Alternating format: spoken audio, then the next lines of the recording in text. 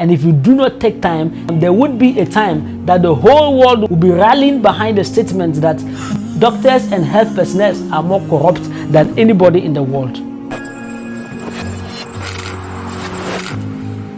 Assalamu alaikum wa rahmatullahi wa barakatuh. People always say that the police people are corrupt, the police people are corrupt. See, let me tell you people, there are some people who are more corrupt than the police people, and that is some of the people in the health sector. Now, this could be debatable, but because the reason a lot of people say that the police people are corrupt is because you can literally, allegedly, you can literally see them taking money from your hand. That is why you say that they are corrupt. But those people in the health sector, if they are going to be corrupt to take your money, you wouldn't see. They will just take your money and you think that they are doing you a service. Now, first of all, I want to establish this. There are amazing people in the health sector. We have family members who are doctors and nurses in the health sector. And there's no way we can generalize and say that all the people in the health sector are bad. No. There are very few among them who are allegedly really bad, and they are tarnishing the health sector. And if you do not take time, there would be a time that the whole world will be rallying behind the statement that doctors and health personnel are more corrupt than anybody in the world. So that is why I am making this video, so that if you watch, your mind could come closer. Now let me tell you something. Some people are employed as doctors by the government in the government hospitals, and they are working for the government. On the other hand, those same doctors have their private hospitals or private clinics or private health facilities that they provide these private services to. And for me, I don't know what the health policies is, but I don't really find anything wrong with that. If you're a doctor or a nurse or whatever, if you have your own private thing, there's nothing wrong with that. No, but you understand. So I don't really have any problem with that. Now the problem I have is this. Somebody could go to a government hospital because the person is sick, he wants to be treated, and there are some corrupt doctors who will look at the situation and say, oh, the way it is, we cannot treat you here, therefore we are transferring you to another hospital. And lo and behold, those hospitals the person will be transferring you to, it is their own personal hospital. So when the person writes the transfer, you would go there. He will not go there. He will just be at where he is. And when you go there, that is to his benefit. When you go, you register. You pay. Consultation, you pay. Screening and the test and laboratory and everything, you pay. And then at the end of the day, you still pay for the treatment. When you finish, you prescribe a drug for you or another step for you to take, which you pay. So those people, they have created a system where they rip people off. They rip people off, they rip the government off, and they rip the health sector off. And that is why I'm bringing this to your notice. As I told you earlier, I don't have a problem if a nurse or a doctor who is operating a government hospital have their own private institution. Personally, I don't have any problem with that.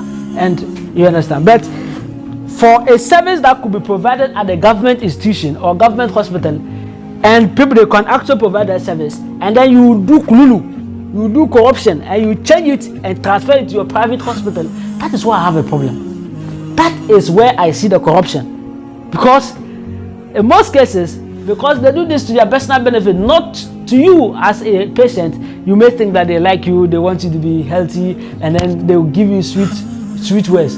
But trust me, they are just doing it for their personal benefit, and it's really disgusting. That's number one.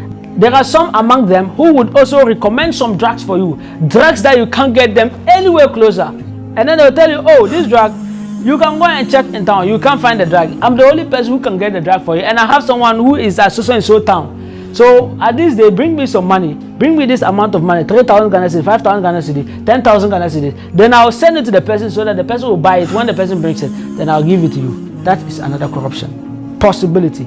There's a great possibility there's corruption there, and he is going to rip you off. Run. If you have an option, run. Number three, I'm not saying all those people who do that are corrupt, but in most cases, people who do that are corrupt. So if you have another option, run. Number three is that the people are the pharmacists. You understand? These physicians. Physician and the pharmacy thing. They own the monopoly as to what you buy and how much you should buy it. You can go to a pharmacy that you want to buy, oh, you are feeling this, so what medication is it? So instead of, there are options for you. Some of them, they won't tell you the option. He will just tell you the most expensive one. Like a drug that you're going to buy 500 Ghana cedis, a drug that you're going to buy 100 Ghana cedis. You understand? Very expensive, and you have to buy that drug because he didn't give you any option again. So he will rip you off. So if you are lucky and you are a poor guy like me, you ask me, okay, this one that you are telling me, is there another option for us? If the person is also a good physician, he will tell you, or drug seller, he will tell you, oh, there are cheaper ones. You can get like 5 CD or 2 CD or 10 CD, then you will buy. You understand? But if you are not lucky, he will insist that you should buy the most expensive one, giving you funny reasons that that one works faster, that one is this, then you have to buy that one. Because you want to be healthy faster, you also do what you buy. I'm not saying anyone who tell you that this drug works faster is lying or no. There are some who may be telling the truth. But in some of the situations, they are just not giving another option, which I feel like there's corruption there. Another people who are corrupt that you've never imagined are the herbalists. People who are certified as herbalists and things. These are really amazing people. There are good people among them with good medications that can help. And one day I'll recommend more people to you that you can buy these herbal things from. And it's really good. But there are some among them who are just into rip people off, and you need to find ways and means to do away with those people. So that is why if you are going to these herbal people, you need to check their certification, whether the herbal or the Ghana Health Service people have certified them. And number two, what are people who knows them, and you understand. Just do this kind of search so that you'll be sure you are not going to someone who is going to rip you off. Sometimes the person did not buy anything. He just go and get this weed, a weed like this.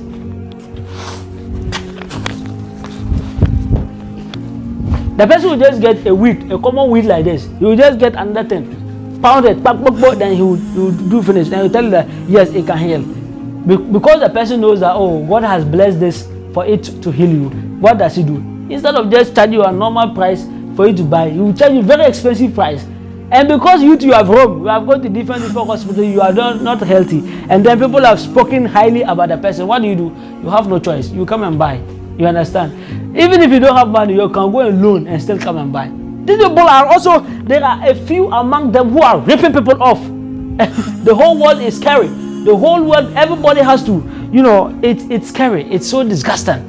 So I say that, see, the reason I'm doing this video, first of all, is that if you're a health person or you are someone at the health service and you have the opportunity, please, let's not sit down. Let's do extra work to find out the bad people among the health service who are tarnishing the image of the health service. Allegedly.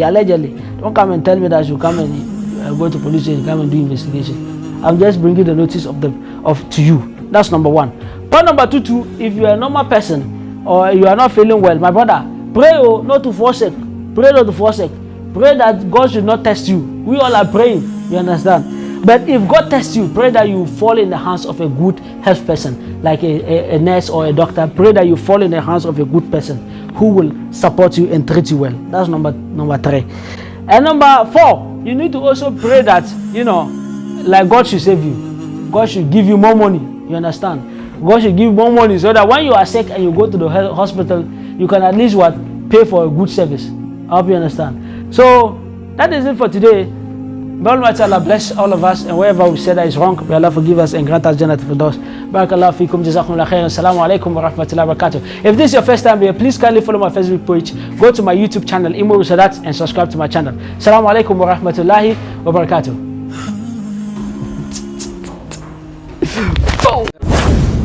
هنا مروا وكانوا قدوة للناس